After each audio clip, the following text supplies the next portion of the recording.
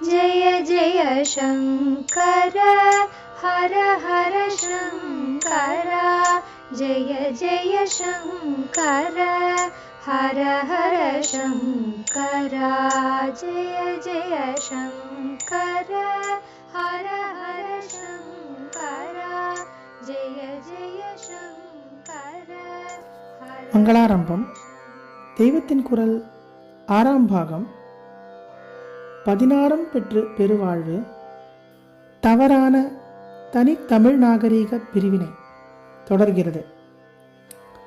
பழைய ராஜாக்களின் இன்ஸ்கிரிப்ஷன்களில் சிலா சாசனங்களிலும் அதைவிட ஜாஸ்தியாக தாமிர சாசனங்களிலும் பாதிக்கு மேல் பிராமணர்களுக்கும் வேத பாடசாலைகளுக்கும் ராஜ மானியங்கள் விட்டதை பற்றி தான் இருக்கும். அவர்களுடைய யுத்த வெற்றிகளை பற்றி கூட அவ்வளவு இல்லை. இந்த தான சாசனங்களிலேயே தான் அந்த யுத்த வெற்றிகளையும் சொல்லியிருக்கும். தெய்வங்களுக்கு அல்லது பூதேவர்கள் என்னும் பிராமணர்களுக்கு பண்ணிய தொண்டுகளைத்தான் கல்லிலும் செம்பிலும் அவர்கள் முக்கியமாக வெட்டி வைத்தார்கள். பிரமதேயம் என்று பிராமணர்களுக்கு தானமாக பழைய தமிழ் மன்னர்கள் நிறைய கொடுத்திருக்கிறார்கள். ஆகாசத்தை ஆகாயம் என்றும் வசத்தை வயம் என்றும் சொல்வது மாதிரி தேசத்தை தேயம் என்று சொல்வதுண்டு. இங்கே அப்படித்தான் சொல்லியிருக்கிறது என்று நினைத்து பிராமணர்களுக்கு கொடுத்த தேசப்பகுதி பிரமதேயம் என்று சில பேர் தப்பாக சொல்கிறார்கள். இங்கே வரும் தேயத்துக்கும் தேசத்துக்கும் சம்பந்தமில்லை. தேயம் என்ற சம்ஸ்கிருத வார்த்தைக்கு தானமாக கொடுக்கப்படுவது என்று அர்த்தம். அத்தியனம் பண்ணினவர்களுக்கு ஸ்ரோத்ரிய கிராமங்கள் என்று அநேக கிராமங்களை பண்டை தமிழ் மன்னர்கள் சர்வ மானியமாக விட்டிருக்கிறார்கள். சதுர்வேதி மங்கலம் என்று முடிகிற பல ஊர்கள் இருக்கின்றன. இவையெல்லாம் தமிழ் ராஜாக்கள் நான்மறையாளர் எனப்பட்டவர்களுக்கு தானம் பண்ணினவைதான். அகரம் என்று அநேக ஊர் பெயர்கள் முடிகிறதல்லவா, அக்ரஹாரம் தான் சுருங்கி அகரமாயிற்று. இவையும் பிராமணர்களுக்கு கொடுத்த ராஜமானிய கிராமங்களே. அந்த கால ராஜ சாசனங்களில் கல்வெட்டுக்களாகவும் செப்பேடுகளாகவும் இருக்கிற சாசனங்களில் எங்கேயாவது ஒரு இடத்திலாவது ஒரு ராஜா, அவன் சோழனோ சேரனோ பாண்டியனோ வேறே சிற்றரசனோ யாரானாலும் தமிழினம், தமிழ் மரபு, தமிழ் நாகரீகம், தமிழ் பண்பாடு என்ற வார்த்தைகளை சொல்லி தான் அதை போஷிப்பதாக சொல்லியிருக்கிறானா என்றால் அப்படி ஒன்று கூட இல்லை. நான் ஓரளவுக்கு எனக்கு தெரிந்த மட்டில், பின்குறிப்பு, ஸ்ரீ சரணர்கள் தன்னடக்கத்துடன் இவ்விதம் கூறியுள்ளார்கள். பெரியவர்கள் அறிந்த அளவுக்கு எபிகிராபிகா இண்டிகாவில் கூட சாசன விவரங்கள் இருக்குமா என்பது சந்தேகம் என்று தொல்பொருள் ஆய்வுத்துறை தலைமை இயக்குனராயிருந்த நிபுணர் TN ராமச்சந்திரன் வியந்து கூறுவார். நான் ஓரளவுக்கு எனக்கு தெரிந்த மட்டில் துருவி துருவி பார்த்தும் அப்படி ஒன்றும் அகப்படவில்லை. மனு நீதி விளங்க, மனுவாறு விளங்க, ஆறு என்றால் மார்க்கம், அந்தணர் ஆகுதி கனல் ஓங்க, சாதி ஒழுக்கம் பிறழாது நிற்க தாங்கள் ராஜ்யபாரம் செய்ததாகவே அந்த ராஜாக்கள் சாசனங்களில் வெட்டி வைத்திருக்கிறார்கள். ஆரிய அரசர்களை எதிர்த்து செங்குட்டுவன் போராடி ஜெயித்தான் என்பது போன்ற விஷயங்களை சிலப்பதிகாரம் போன்ற நூல்கள் சொல்லும் போது கூட ஆரிய என்பது ரேசை குறிப்பதாக இல்லவே இல்லை. தமிழ் மூவேந்தர்களுக்குள்ளேயே ஒருத்தரோடொருத்தர் சண்டை போட்டுக் கொள்ளவில்லையா? அப்போது அவர்கள் ஆண்ட பிரதேசத்தை வைத்து பாண்டிய நாட்டு ராஜாவை எதிர்த்தான், சோழ நாட்டு ராஜாவை எதிர்த்தான் என்று சொல்கிறது போலவும், திராவிட தேசத்திலேயே அடங்கும் தெலுங்கு கன்னட ராஜாக்களை எதிர்த்தான் என்கிறது போலவும் தான் ஆர்யாவர்த்தம் என்ற பெயரை வட இந்தியா முழுவதற்கும் விஸ்தரித்து அந்த பிரதேசத்தில் இருந்த ராஜாக்களை எதிர்த்ததை ஆரிய அரசர்களை எதிர்த்தான் என்று சொல்லியிருக்கிறது. ரேசை வைத்து சொல்லியிருந்தால் அந்த வடநாட்டிலே இருந்த பிராமணர்களும் நம்முடைய தெற்கத்தி ராஜாவுக்கு சத்ருவாகத்தான் இருந்திருப்பார்கள்.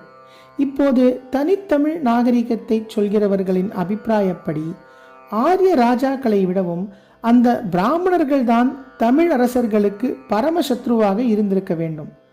ஆனால் சிலப்பதிகாரத்தை பார்த்தாலோ சேர ராஜா செங்குட்டுவன் வடக்கத்தி ராஜாக்களோடு தான் யுத்தம் பண்ணினானே தவிர அங்கே இருந்த பிராமணர்களுக்கு ஒரு ஹானியும் ஏற்படாமல் பார்த்து கொண்டான் என்று ஸ்பஷ்டமாக சொல்லியிருக்கிறது. தேவ ரிஷிகள் விசும்பு முனிவர், பின்குறிப்பு, விசும்பியங்கு முனிவர், சிலம்பு வஞ்சி கால்கோள் காதை 92. விசும்பு முனிவர் என்று இருக்கிறது. அவனுக்கு முன்னே வந்து ஹிமயமலை ராஜ்யங்களில் அருமறை அந்தணர்கள் இருக்கிறார்கள், அவர்களை பேணல் உன் கடமை என்று சொன்னதாக இருக்கிறது. பின்குறிப்பு, அருமறை அந்தணர் ஆங்குளர் வாழ்வோர் பெருநில மன்ன பேணல் நின்கடன். சிலம்பு வஞ்சி கால்கோள் காதை 102, 103.